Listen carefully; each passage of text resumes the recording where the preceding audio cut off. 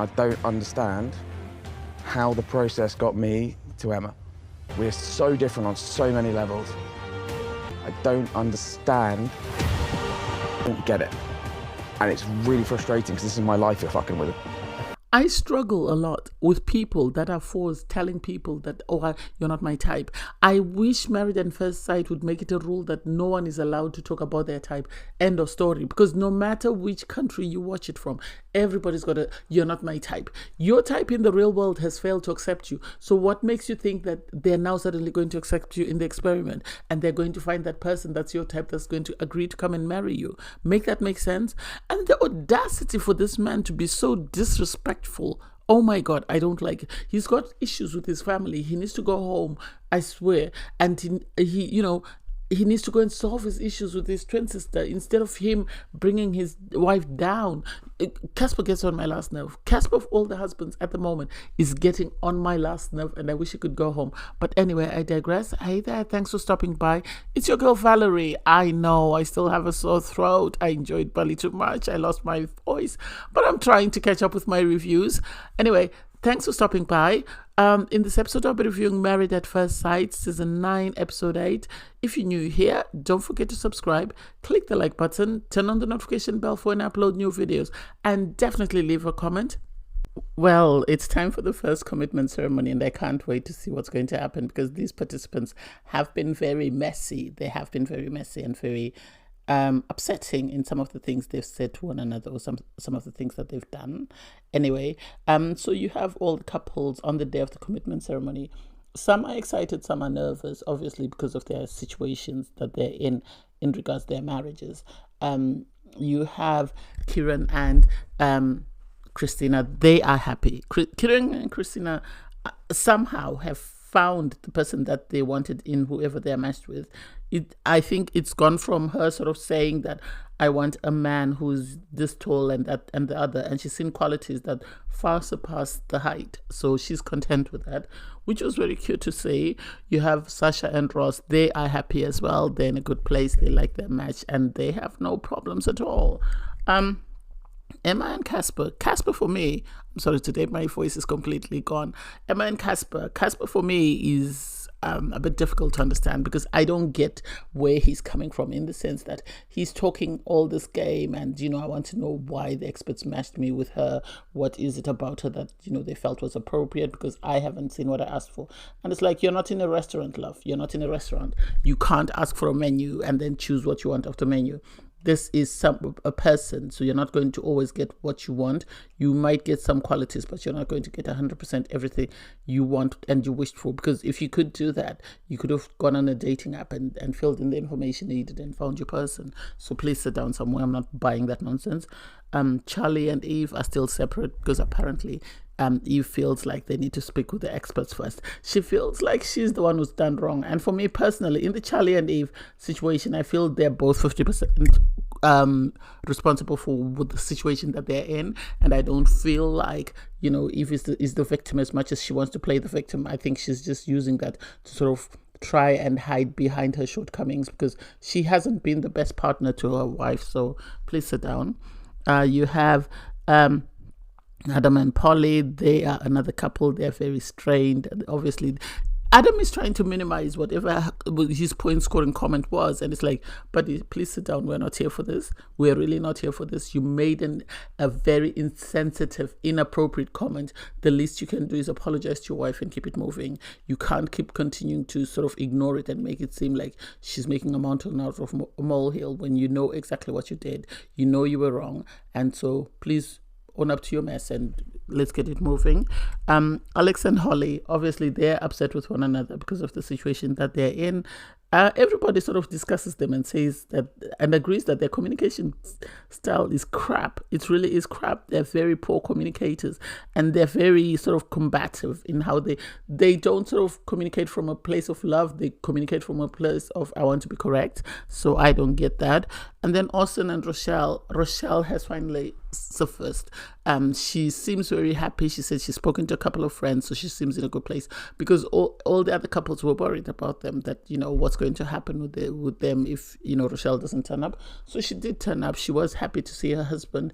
And so it's going to be interesting to hear what they say during the commitment ceremony, because that is where my concern is. I want to know what happens during the commitment ceremony. How does she explain her absence? I know she says she became overwhelmed, but this is why I was saying that the experts need to be on call. That way, when someone is overwhelmed or when someone is struggling, they can be called to sort of provide counseling that the couples need instead of waiting for the commitment ceremony, because that's too long. And if something goes wrong and it continues to build, and the more days they spend in this place of anger, the worse it's likely that they're going to be able to resolve their issues. So I wish experts were available to sort of pick up when there's a problem. So everybody arrives for the commitment ceremony, and the producers are messy because for the drama they made Rochelle and Austin arrive last, and people were excited to see them. Yes, some people were confused because the guys especially, because they didn't know who she was, but the girls were happy. Especially Emma was excited to see her, and so they sat beside each other, which was cute. The experts explained the process of what happens. You know, if one person tries to stay, you both have to stay. You both have to write leave in order to leave. So they choose to go with Kieran and Christina first. Am I surprised? No, because they seem to be one of the better pairings at the moment. So it makes sense that they would want to start on a positive note, not to start with a heavy subject. I like the fact that they acknowledge that they're having a good time. Yes, they might not have had everything they wanted, because Christina said, you know, she likes the fact that he's got a 6 foot, personality, and sort of this is what she wanted. She had asked for a very tall guy, but sadly she found someone who's the same height as her, but is amazing. So what would you rather do? I'd rather have someone my height who's amazing than have a tall guy who's a jackass. So I get where she's coming from. Their only problem was her overthinking and sensitivity, and this is common with most women. So I get where she's coming from. It could be previous relationships that have put her in this space where she has to think anything that Kieran does, is he doing it genuinely or is he doing it just for the cameras? So I like that the experts said, when you're having that moment, just tell him you're having that moment, and then the two of you can address it and deal with it, which I think they are very comfortable with each other, and they're in a space whereby nothing is off limits and no one would be offended if anything was brought up. So I love this for them, and I'm so happy for them as a couple. They both stay. Anyone surprised? No. So next up on the couch is Adam and Polly. And for me, if there was a better word for jackass, I don't know. Can someone offer me something?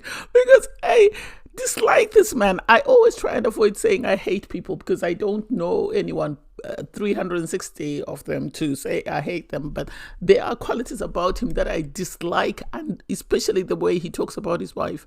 So they sit down for a conversation, and he's talking about the fact that, you know, I'm her type, but she's not my type, you know. I'm really trying not to hurt her because, you know, she's not. And so I like the fact that Paul outed him in front of everyone and told him that you're saying she's not your type, you're not attracted to her, and yet you had sex with her. Everybody nearly fell out of their chairs because they weren't expecting that revelation, because I think the guys hadn't been told that despite him saying that his wife is not attractive, he hasn't had sex with her. And so for him to try and say, yeah, I'm trying to avoid any intimacy because I don't want to give her the wrong impression. And it's like, buddy, you've already given her the wrong impression by having sex with her. How much worse of an impression do you want to give her? You've given her a wrong impression by having sex with her. If you really didn't feel her that way, you shouldn't. Oh, it all happened naturally. What happened naturally? You were trying to butter her up so that she could agree to stay on the experiment with you because you knew you had upset her by saying that, you know, she wasn't your type. So please sit down and stop lying to us. I like that the expert actually held his feet to the fire and said, you have an amazing woman that might not look technically the way you want it to look, because you're saying you want perfection, but has amazing qualities that you are not focusing on because you're still stuck in this headspace of, oh, she's not my type, she's not my type. Okay, buddy, you've been in if I were them, I'd have said, you've been in the real world. How old are you? How many people have you dated? Why has none of them been perfect? Why have you not found perfection? It's because perfection doesn't exist. So stop coming here with unrealistic expectations and pretending to lie. I think he's there to promote his business. That's my impression, or to promote whatever projects he wants to start on. Because at the end of the day, I don't get why he wrote stay and he said, you know, I still want to give it a shot. What do you want to give a shot? You told this woman you're not attracted to her. You told her you cannot force attraction. You told her that, you know, you have friend zoned her. So what else do you want from her? What else do you think you can can change? Are you just there just to be on TV so that you can put that on your resume? Or are you there because you really see a future with this woman? Make it make sense. I don't get it. And I'm so furious for her, for Polly. And she was crying and she said, she's been treated badly in a previous relationship. And it's like, I wonder if she told the experts this, because had she told them, why then did they match her with this guy? And also, you had Mel ask him, what's your type? Because I don't think he told the experts that his type. I think some of these people lie for what they're looking for. This is why on Married at First Sight USA, Pastor Carl actually brought people's resumes, what they asked for in a partner, and told them, is this not what you asked for? Yes. Are these not the qualities this person has? Yes. So what's wrong? And I wish they'd done the same for him and read out everything he asked for to see if he had asked for a brunette who's stunning. Oh my God. And he's a four himself. Next up is Sasha and Ross. Sasha and Ross have been in a very good space, regardless of the fact that she said she wanted to be celibate. I like the fact that Paul was able to clarify to her that you're not celibate, you're abstaining from sex. It's not that you are not having sex at all, you've never had sex, but you are abstaining from sex until you feel comfortable in a relationship or until you trust the person you're with, which is exactly how she described Ross. She said he makes her feel comfortable, he makes her feel safe, she always wants to be with him. And so I can see them getting there. I also like the fact that Ross said, because of his hearing challenges, she, at times when it's a big word, breaks it down so that he's able to understand, because at times he might not always hear everything. And he says he relies on lip reading. So it was really cute to see. And it was nice that they went from a very good place to not a rocky place. Now they're back in a good place. Well, in regards to the couples that they're picking, because they started off with Christina and Kieran, and then they went to Polly and Adam, and now they're in this place with Ross and Sasha, which I really like. And I really can see them progressing if they continue as they are, and if Ross continues to be patient, because patience pays as long as you're patient for the right person. And if she's accommodating him enough to sort of make sure that she meets his needs, which are very good communication, then I can see them staying together. I hope nobody else sort of interferes and comes with the drama. But for now, I like them as a couple. They seem to be doing very well. Hopefully the producers don't try and make them messy. So next up is Charlie and Eve. What do I think? I think that couple is focused on point scoring. What do I mean? I think they are both trying to make each other look, well, they're trying to make themselves look very good by blaming their partner for their shortcomings, because you had Eve saying, she yelled at me, she called me names, she this, that, and the other. And it's like, buddy, you stood up and walked out of a restaurant and didn't say, you just said you're done and you walked out. What did you expect her to do? To sit there and clap her hands and say, well done? Or she threw her ring in the ocean, she did this, that, and the other. And it's like, what triggered that response? Yes, it's unacceptable that she did that, but what did you do? What was your role in your relationship getting to that point? And this is not the first time you had walked out on her. You walked out during the honeymoon, I think, when they later went on that sort of buggy, and they argued again on that, and she walked out again. And then, so this was the third time. So don't make it seem like it was a one-off. Tell people the truth. It did come up that Charlie had issues of abandonment. Her parents her dad, I think, had abandoned her or something. But still, I don't feel like Charlie is the only person responsible for the failures in this marriage. And I like the fact that, Paul was able to speak to them and tell them that you both have very different communication styles, in the sense that Eve likes to walk off, whereas Charlie wants to discuss something and sort of iron it out. So try and give each other a time out and just say, okay, give me 20 minutes, which I agree with. They need a time out if things are becoming so heated that they are worried that they're going to say something that will hurt their partner. But still, at the same time, there's no reason to drag your partner and then write, I want to stay. Why do you want to stay if you haven't lived in the same room with this person? Eve, in my opinion, is no different from Adam, because they're both there to promote their businesses, and so they're going to drag their partners for as long as they can, and they have two very vulnerable people. Yes, we have Charlie, who's very clingy, but still, it's unacceptable to continue to stay with someone when you know for a fact you don't have any hope of making that marriage work. I don't know how I feel about them. I really feel some type of way. Next up is Nathaniel and Lacey. Nathaniel and Lacey, for me, At the wedding, I was concerned because they kept bringing up this issue of, oh, he said, wow, when he saw the sister and didn't say the twin sister and didn't say the same about his wife, or this, that. And the edits tried to make him seem like he wasn't interested in his wife. I think the moment Nathaniel won me was when he sort of addressed a concern with Adam, where he really stood on business in regards the way Adam was treating his wife. And so because of that, I thought, oh my God, he actually does process information. He actually does think. Yes, he might just say one or two word answers. That doesn't mean that he's not processing or he's not analyzing situations. So I really liked that about him. I like the fact that they didn't bring up the attraction thingy. Yeah, they said he does say one-word answers and the time she needs reassurance. But I like the fact that they moved away from this narrative that, oh, he fancied her sister more than he fancied her. No, they didn't address that, which was good because this is something that they've talked about maybe off camera and they've moved on from. And I think the producers, because they don't have that many amazing couples, are trying to make sure that the ones that have a connection, they sort of build on that, and the ones that don't have a connection, then they focus on that. So I hope they allow Nate and Lacey to sort of continue where they are. The fact that she has dealt with her sister with ADHD, but I also like that they recognize that the relationship between her and the sister is different from her and the romantic partner. So understanding those two is going to be different. So Paul was able to let them know that the both of you need to learn, and you, Nate, need to be willing to sort of teach her on how to sort of understand you and move away from certain things or address certain things with you, which I felt was very cute. I like them. At least we have 3 couples that are on a good footing at the moment. So next up is Orson and Rochelle.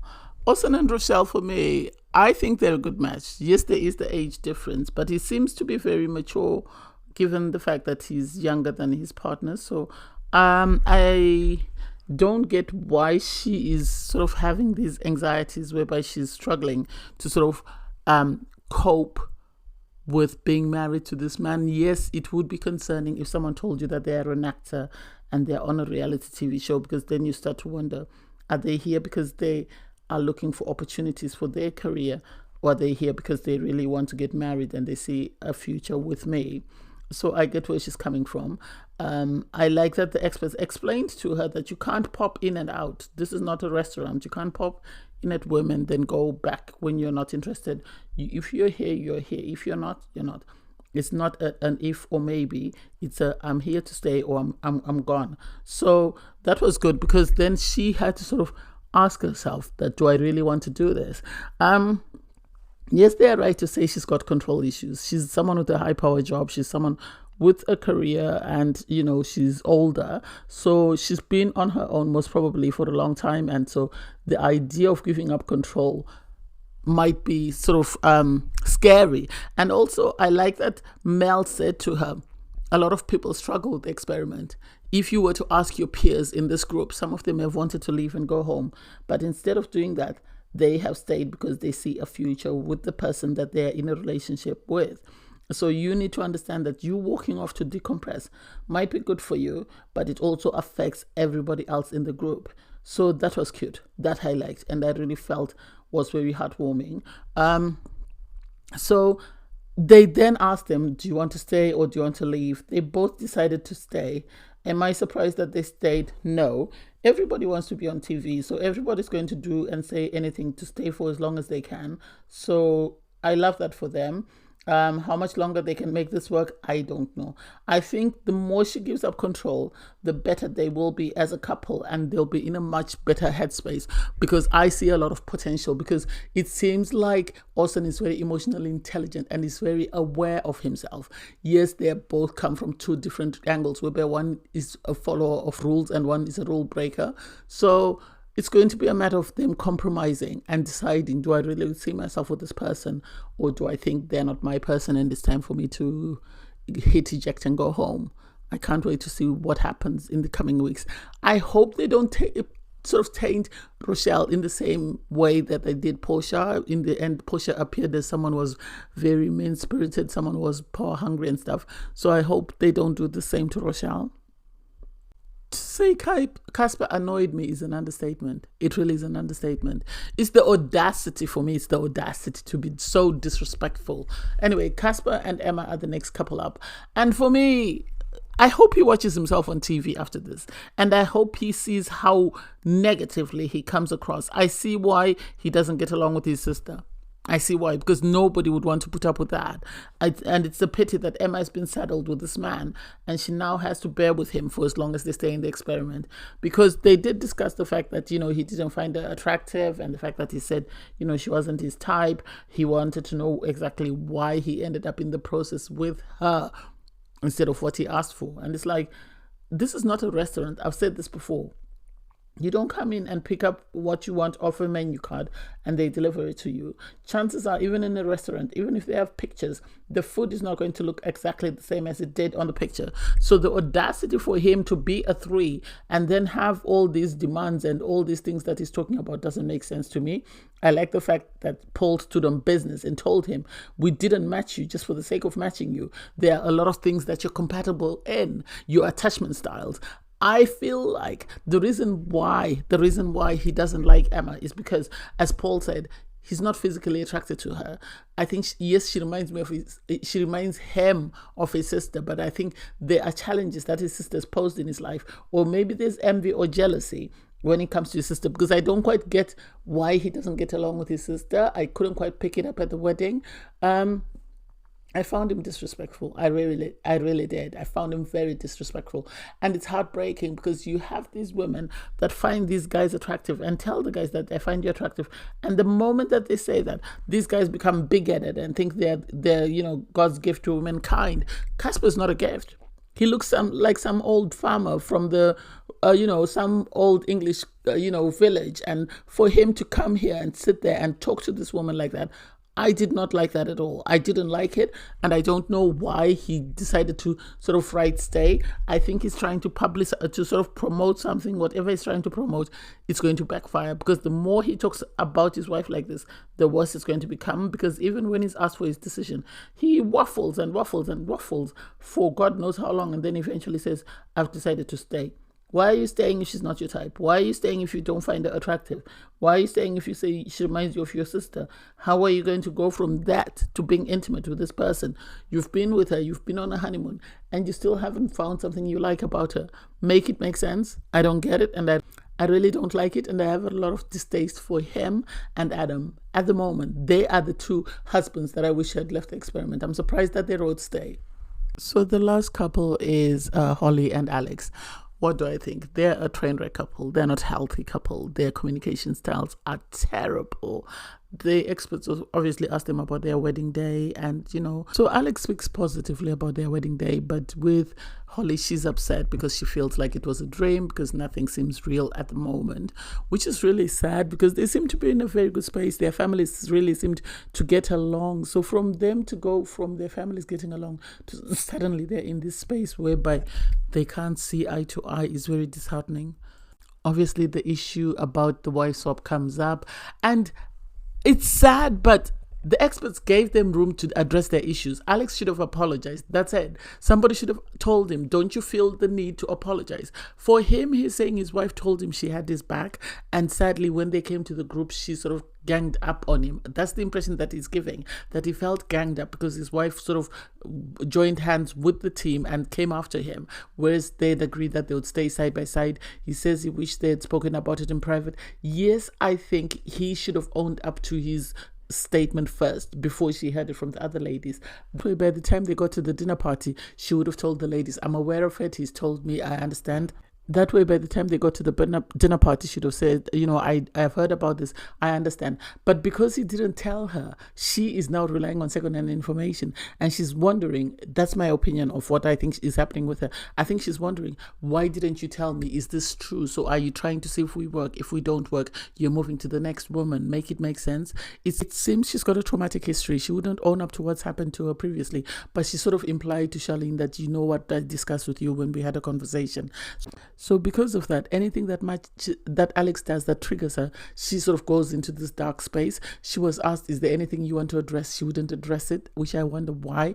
I wish she had told Paul exactly how she feels, because it's better they air out their laundry in front of the experts and they get the help they need, instead of them going back with these wounds and then they inflict more wounds and more wounds and more wounds and nothing will be resolved.